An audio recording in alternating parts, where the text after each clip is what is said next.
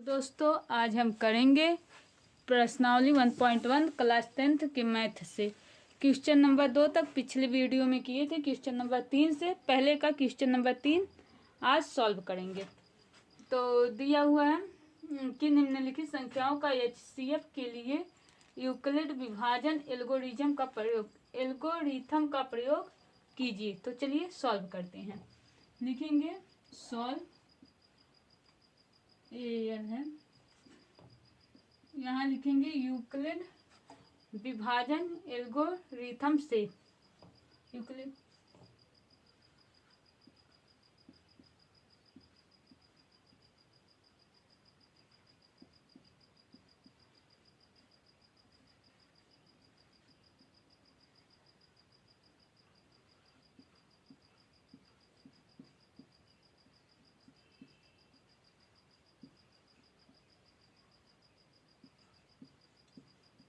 Euclid विभाजन algorithm से।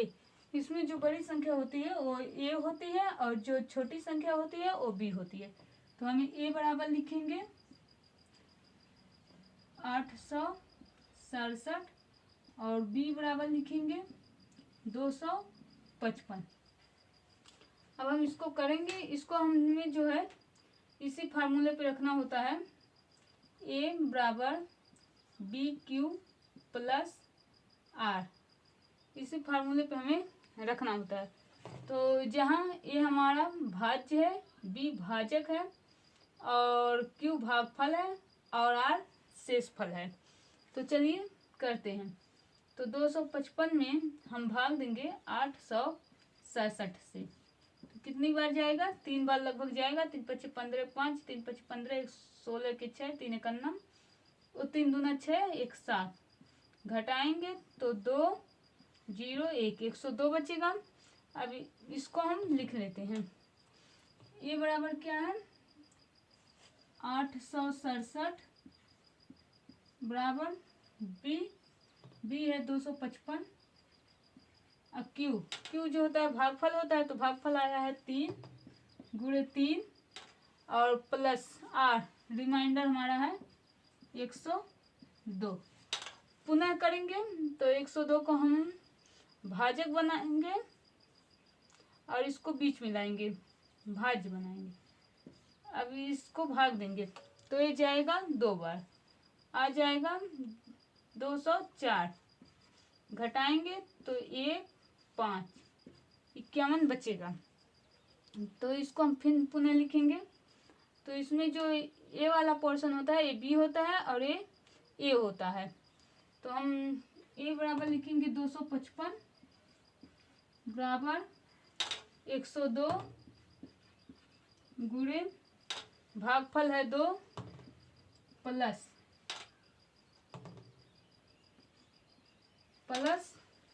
और शेषफल है 51 यानी कि 51। अब पुनः हम इसको करेंगे तो ये 102 इधर आ जाएगा बीच में। तो 51 का 2 बार ले जाएंगे तो 2 एक 2, 2 5 10। अब रिमाइंडर क्या हुआ? 0 हो गया। जब रिमाइंडर हमारा 0 हो जाएगा तो जिससे हम भाग दिए रहेंगे, जिससे भाग देने पे रिमाइंडर 0 आएगा वही हमारा आंसर हो जाता है। तो चलिए लिखते हैं। ए बराबर कितना है? 102 और बी बराबर 51 और गुणे 2 प्लस रिमाइंडर हो गया 0। जिसमें रिमाइंडर 0 होता है उसके तीसरे स्थान पे जो होता है वही आंसर होता है। या तो यहाँ से जिससे हम भाग दिए रहते हैं वो जिससे भाग देने पे रिमाइंडर 0 आता है वही हमारा आंसर हो जाता है। तो आंसर कितना हो जाएगा? 51 हो जाएगा आंसर। चलिए अब करते हैं दूसरा सवाल।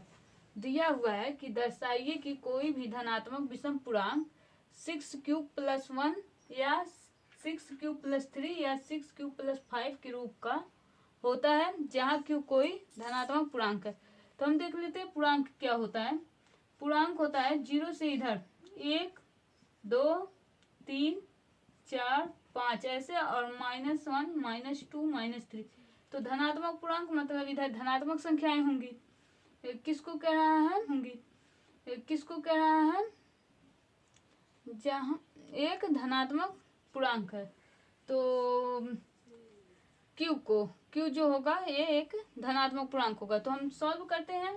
तो चलिए दिया है हल, माना धनात्मक विषम पूर्णांक बराबर ए है। हम धनात्मक विषम पूर्णांक को ए मान लेते हैं। तो ये जो बी है, बी बराबर 6 हो जाएगा। तो आर क्या होगा, अगर बी भाजक हमारा 6 होगा, हम अगर भाग 6 से देंगे किसी भी संख्या में, तो उसका जो रिमाइंडर होगा वो हमेशा 6 से कम होगा, 5 तक होगा। रिमाइंडर क्या होगा, 5 तक होगा। तो हम रिमाइंडर क्या मानेंगे, 0 से लेके 1 2 3 4 और 5 तक हम क्या करेंगे, रिमाइंडर मान लेंगे। अब रखेंगे, जब रिमाइंडर को हम 0 रखेंगे, आर बराबर 0 रखने पर, जब हम आर को 0 रखेंगे तो इसे फार्मूले पे रखेंगे। तो ए बराबर क्या होगा, ए बराबर 6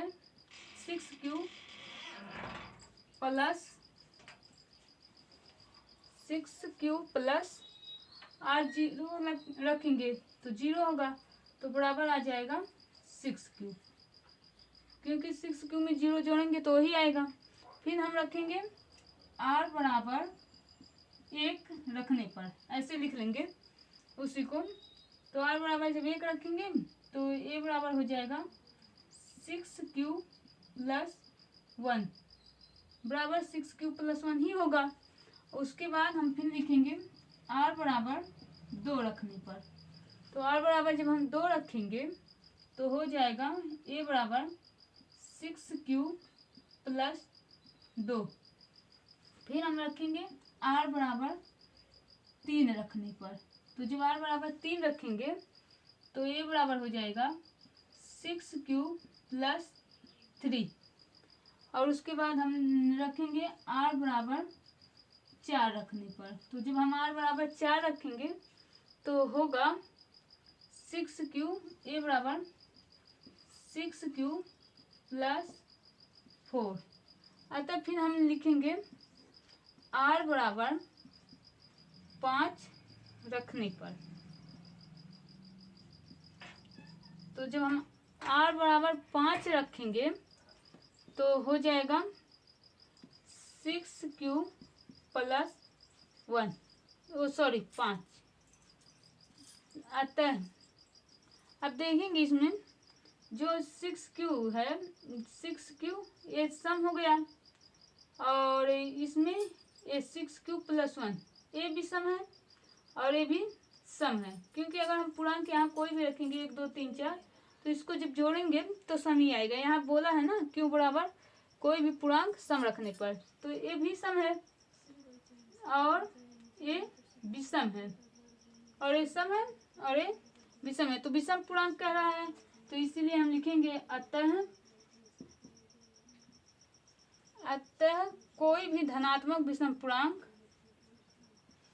कोई भी धनात्मक विषम पूर्णांक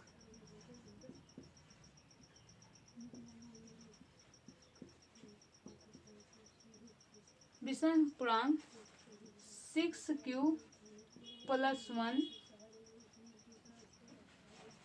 comma 6 Q plus 3 comma 6 Q plus 5 के रूप का होगा, के रूप का होगा। आंसर हो जाएगा। Thank you.